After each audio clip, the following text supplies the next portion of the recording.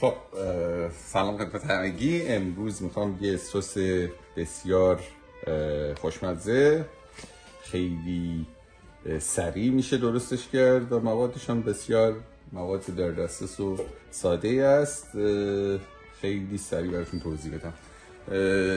ما برای حالا درست کردن این سس یه دونه آووکادو میخوایم، حالا هر اندازه‌ای باشه. بعدم میزونش میکنیم، توضیح میدم چجوری میزونش کنیم. مقدار حالا اپل سایدر وینگر و یه اپل سایدر وینگر میخوایم که اینو من غالبا از کاسکو میخرم.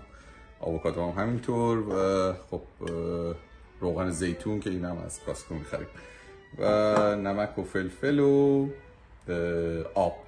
چیز دیگه نمیخوام، خیلی هم سریع آماده میشه. اول آووکادو رو خیلی یه آجز وسط میزنیم و آووکادو رو آماده میکنیم که وارد بلندرمون بشه.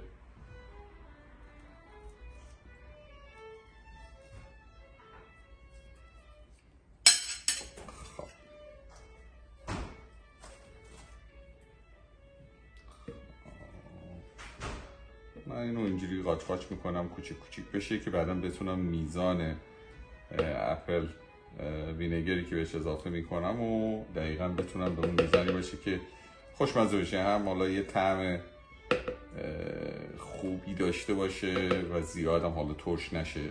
خیلی دوست ندارم حالا، ولی هر کسی میتونه بر اساس ذائقه میزان اپل وینگر رو خوب کم و زیاد کنه که زیاد دوست نداره که ترش باشه اصلا.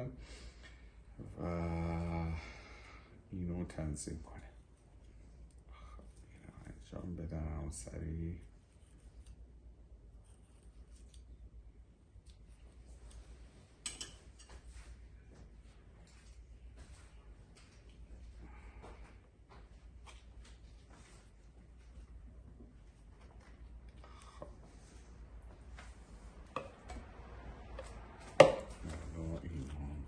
بریزم توش تا حدی که میشه. این آووکادو خیلی هم بزرگ بوده، خالی کردیم. خب حالا این تیکه‌ای که حالا اینجا میخوام توضیح بدم، من خودم همیشه برای اینکه اپل وینیگر بزنم بر اساس اینکه آووکادو بزرگتره یا حالا کوچیک‌تر آووکادو، سعی میکنم آووکادو رو تا حدی بریزم که مماس به اندازه آووکادویی که کات کردم باشه. این حالا اکسپریانسی بوده که من دارم و از دید من طعم خوبی پیدا میکنه. حالا اگه کسی ترشی کمتری دوست داره میتونه کمتر بریزه، اگه نه که میتونه بیشتر. روغن زیتون غالبا من 5 تا قاشق چایخوری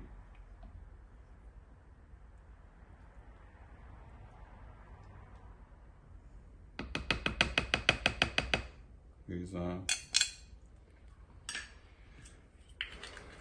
و دیگه نمکم تقریبا نصف قاشق کافیه.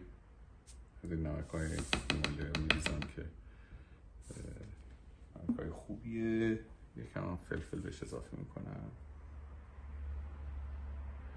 خب بعدم به اندازه‌ای که حالا چیز باشه که اجازه میده حالا بلندر ما، آب بهش اضافه میکنیم. خب حالا بخوایم مثلا رقیق‌تر بشه، خب میتونید بازم آب بیشتری اضافه کنید، ولی من به اندازه حالا همین بلندرم که اجازه میده آب اضافه میکنم بهش.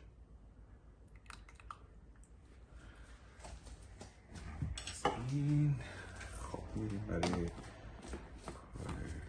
میکس کردن. خیلی سریع میزنیم تو بلندر روشن و اکسترکت.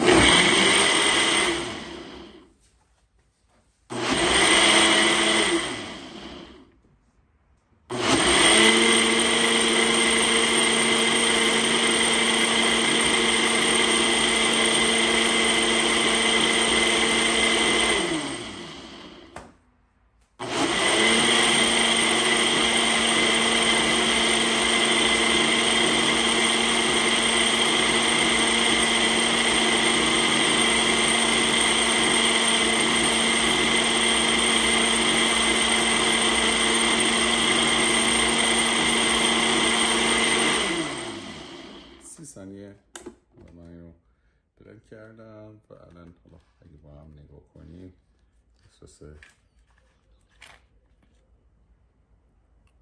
غلیظ خیلی خوب داریم. حالا اگه بخوایم میگم رقیق‌ترش کنید میتونید حجم بیشتری آب داشته باشید، ولی الان سس این حالت رو داره، کامل یه سس خوب برای سالاد هست و هلتی. حالا دیگه میزان میگم نمک و فلفلش رو من بر اساس حالا تجربه‌ای که خودم داشتم اضافه کردم. همه این مقدارا میتونه بر اساس ذائقه‌ای که شما دوست دارین تغییر کنه. این بود، خیلی ساده و راحت گفتم که برای شما به دیتیل توضیح بدم. انشالله تا یه دونه ویدیوی دیگه و یه دونه حالا رسیپی دیگه. خوب و خوش باشید.